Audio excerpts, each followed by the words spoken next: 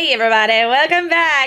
We can't make it to your son's party. We have plans, my mom texted. I said, okay.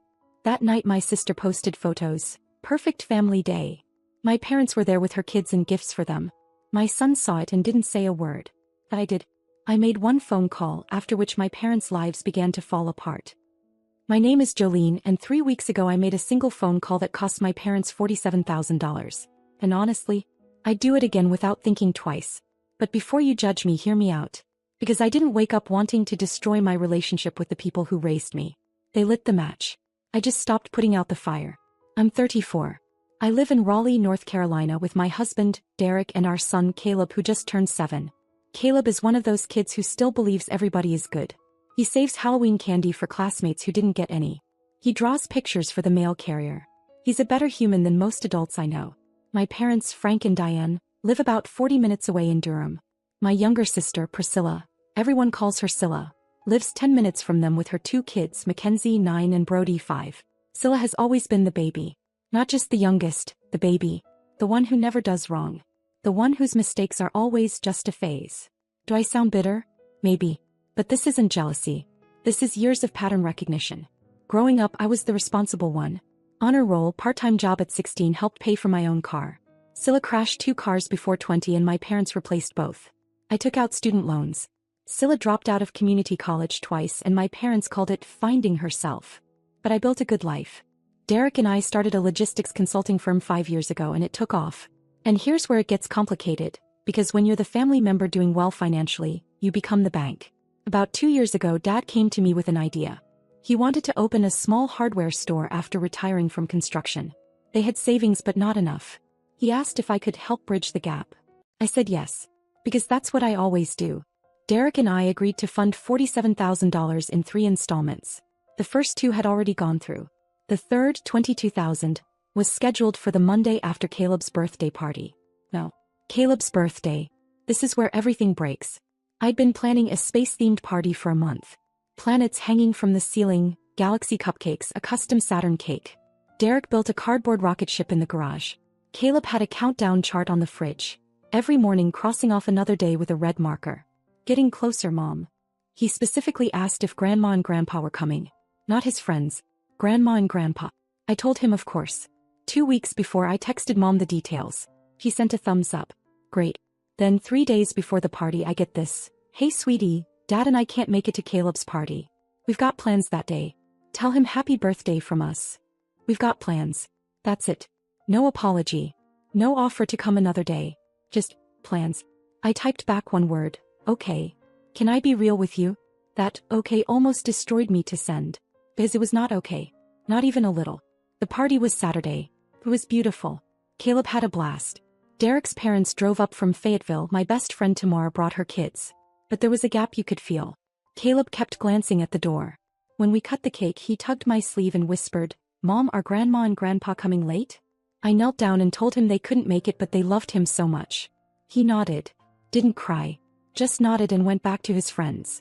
That nod broke something in me. 7-year-olds shouldn't be that used to disappointment. Do you know what I mean? That night after Caleb was in bed, I was scrolling my phone. And I saw it. Scylla posted a carousel on Instagram. Caption, perfect family day. Nothing beats being all together. There were my parents. At Scylla's house. Sitting at her dining table with Mackenzie and Brody. Wrapped presents everywhere. A banner reading just because we love you. Mom holding Brody on her lap, laughing. Dad helping Mackenzie open a gift. A just because party. Not a birthday. Not a holiday. A random Saturday celebration. The same Saturday as Caleb's 7th birthday. They didn't have plans. They had Scylla. I showed Derek. He looked at the photos, put my phone down and said quietly, that's it, Jolene. He was right. That was it.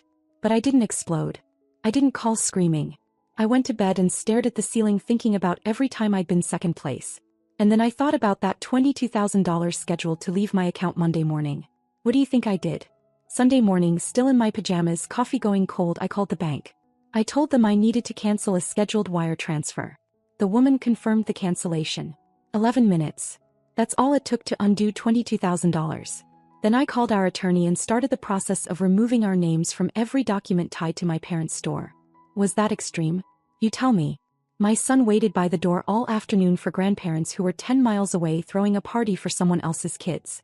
Here's what I didn't expect. I thought it would take days for my parents to notice. But Dad had been tracking that transfer like a hawk. Tuesday morning my phone rang.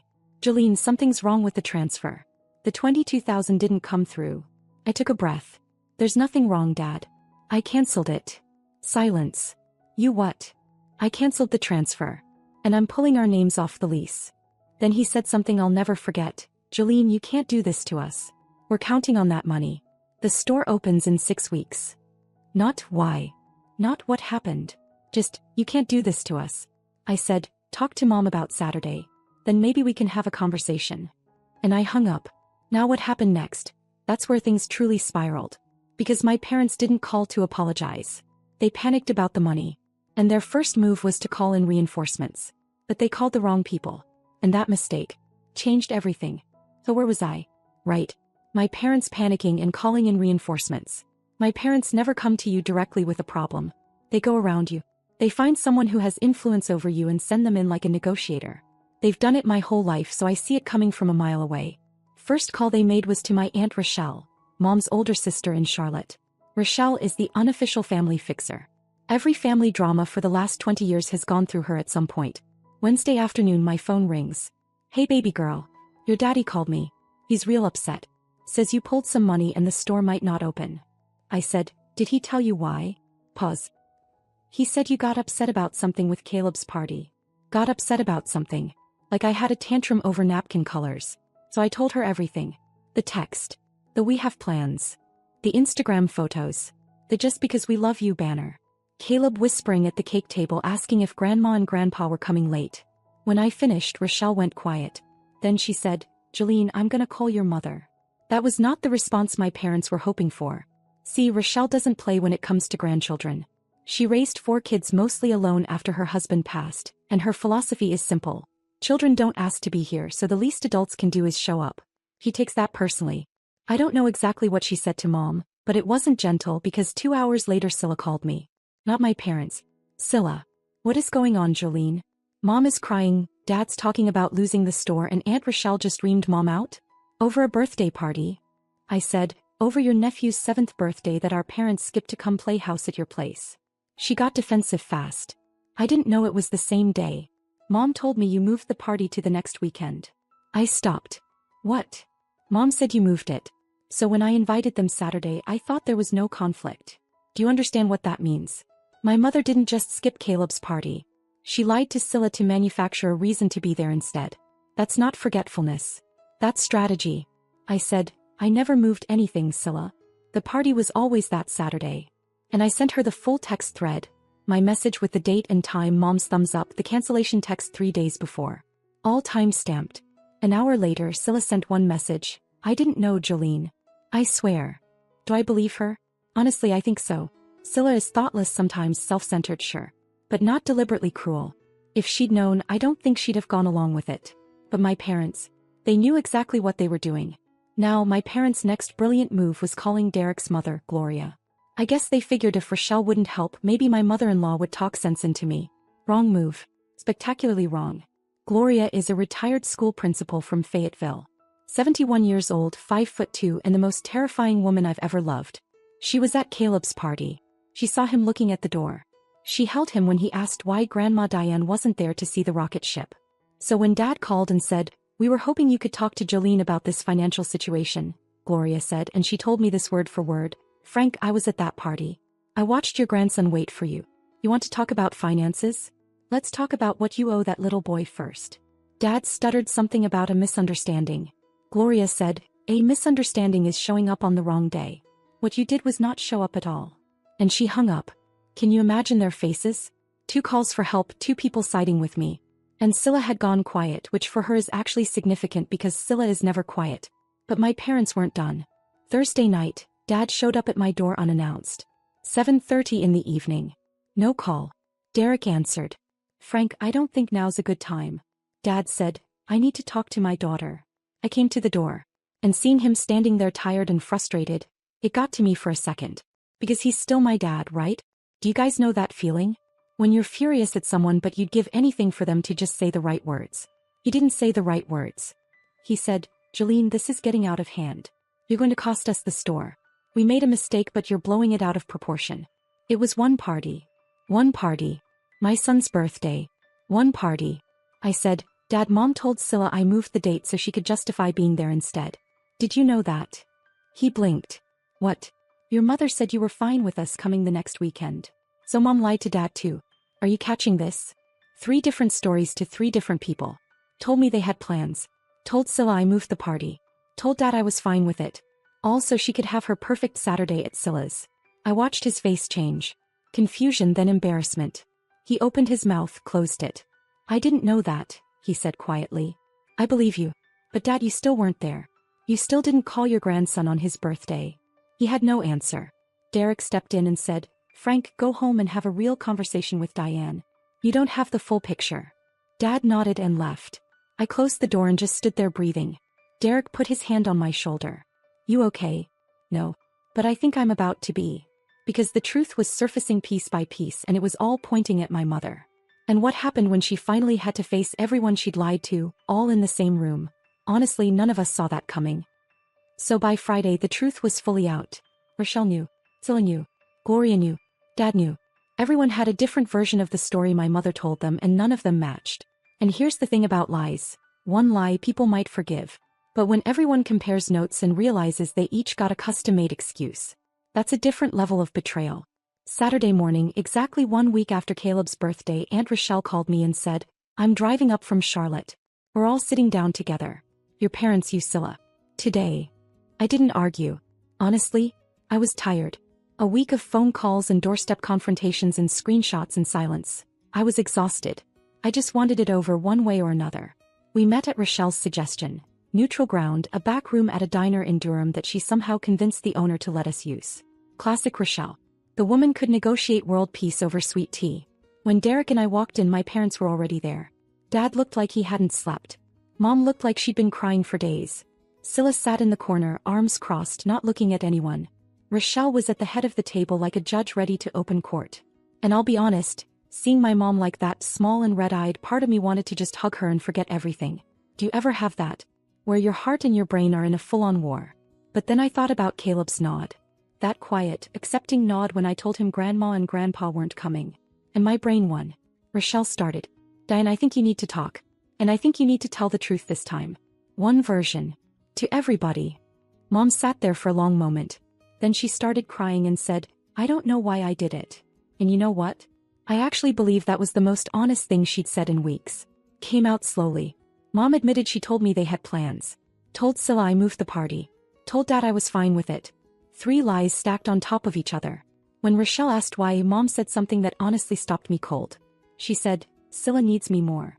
Jolene has always been fine. She's always handled everything. I didn't think it would matter that much." She didn't think it would matter.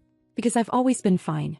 Because I built a career and a family and paid my own way, my mother decided I didn't need her anymore. Meanwhile, Scylla, who still calls Mom to help fold laundry, gets the full warmth of 2 parents because she seems like she can't survive without it. Do you see how twisted that logic is? I got punished for being strong. My son got punished because his mother didn't fall apart enough to earn attention. Scylla spoke up then. And this surprised me. She said, "Mom, that's messed up. You're saying you show up for me because I'm the weak one? That's not a compliment." I almost laughed. Leave it to Scylla to be offended for the wrong reason but still land on the right point. Dad was quiet through most of it. But then he said, "Diane, we missed our grandson's birthday for a party with a banner." "A banner? And you lied to me about it." His voice cracked. "I would have gone to Caleb's party. You know I would have." Mom completely broke down at that. Rochelle let it sit for a minute. Then she turned to me. "Jolene, what do you need from this?" I'd been thinking about that all week. What did I actually want? The money was never really the point. It was leverage, sure. But what I actually needed was much simpler. I said, "I need you to see my son. Not as Jolene's kid who's fine. Skilled. A 7-year-old boy who crosses off days on a chart waiting for you. Who asked about you before any of his friends. Who didn't cry when you didn't show up because he's already learned not to expect it. He's 7 and he's already learned that." The room was dead silent. Dad put his head in his hands. Mom was sobbing. Even Scylla wiped her eyes. Rochelle said quietly, "I think everybody in this room heard that. Here's what happened after. It wasn't instant. I didn't magically restore the transfer and everything went back to normal. That's not how real life works, right? But things started shifting. Mom called me 2 days later.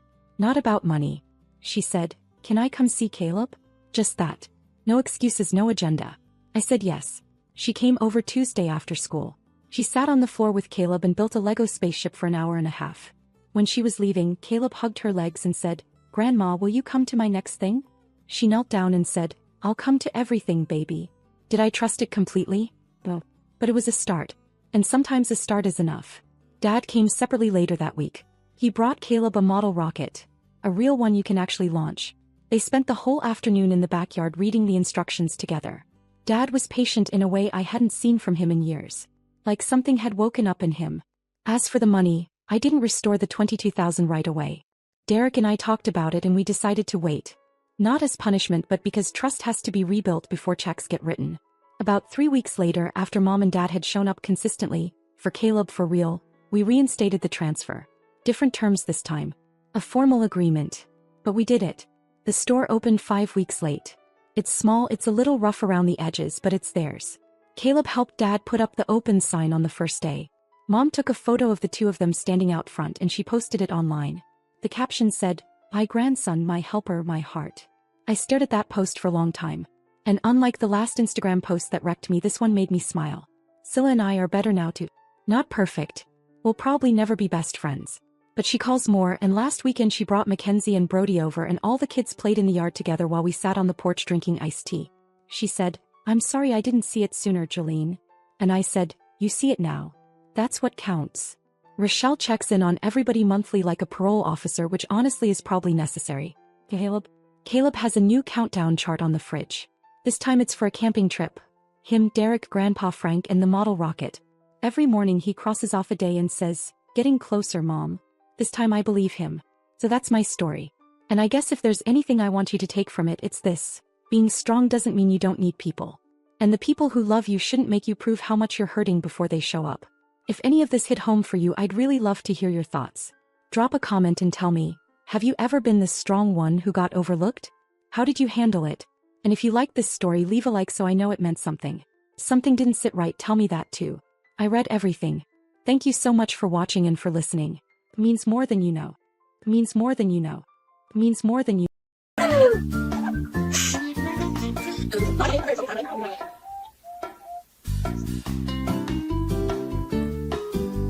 Oh, so chunky, so chunky. Wait, please tell me that there's a part 2. What was that?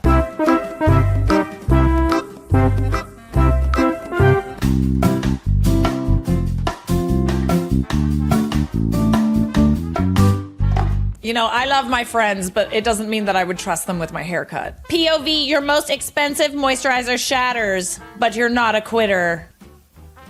Wait, but there's glass in there, babe. This is some real embarrassing, and I need to deal with it. And I will deal with it. Not the magic cream. I just cannot believe this is happening right now. I mean, that might not have glass in it, but there is a high probability that that could have glass in it. Now you will for realsies have glass skin. I'm sorry. That was one of your ones. You know what? You're such a critic, you know? Like, you just come in here and you just criticize me all the time. I'm just trying to make you better. Well, you're not. You're making me insecure. I'd be insecure too if I looked like that. You do look like that. You literally look like me. In her defense, Charlotte's magic cream is some good. Like, it's worth every penny, in my opinion. I really love it. Obviously, there's great moisturizers out there, but that stuff, magic in a bottle or a glass container. Oh, we've got a male beauty fail. Beauty is not synonymous with femininity, friends. Oh, I hate these. Oh, I hate these so much. I don't think it's ready. It's ready? Yeah, it might be ready. Go for it, sister. Ah! Oh no! Oh, that one hurt. Yeah, for sure. No going back. You know what? I love to see it. I love to see some men involving themselves in the beauty community, because the fact